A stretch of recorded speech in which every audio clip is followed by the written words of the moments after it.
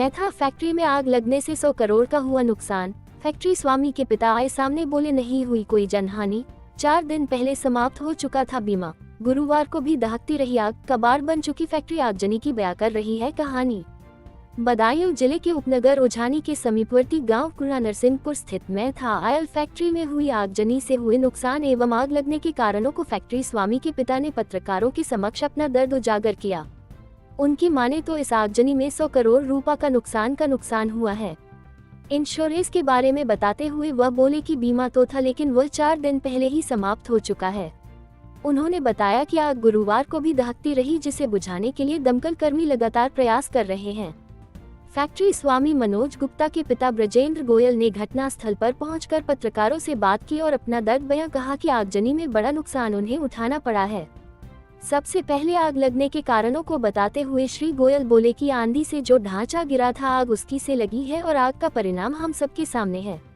उन्होंने दावा किया है कि आग ढांचा गिरने के लगभग आधा घंटा बाद लगी है। इससे पहले ही सभी 170 कर्मचारियों को सुरक्षित बाहर निकाल लिया गया था।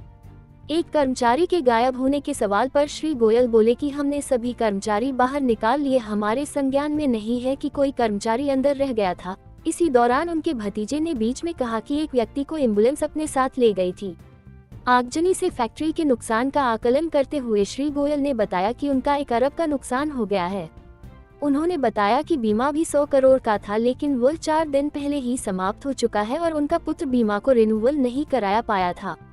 उन्होंने बताया कि फैक्ट्री में अभी भी आग लगी हुई है और दमकल कर्मी आग पर पूरी तरह से काबू पाने का प्रयास कर रहे हैं। आगजनी से कबाड़ बन चुकी मैथा फैक्ट्री बर्बादी की कहानी बयां कर रही है। आइए सुनते हैं श्री गोयल ने क्या बताया।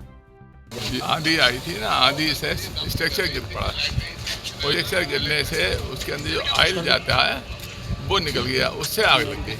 अच्छा, कितने लोग इस फैक्ट्री में काम करते थे लगभग? इस फैक्ट्री में 170 आदमी काम हुआ थे। तो उस समय जब घटना हुई तो उस समय कोई व्यक्ति अंदर नहीं था क्या?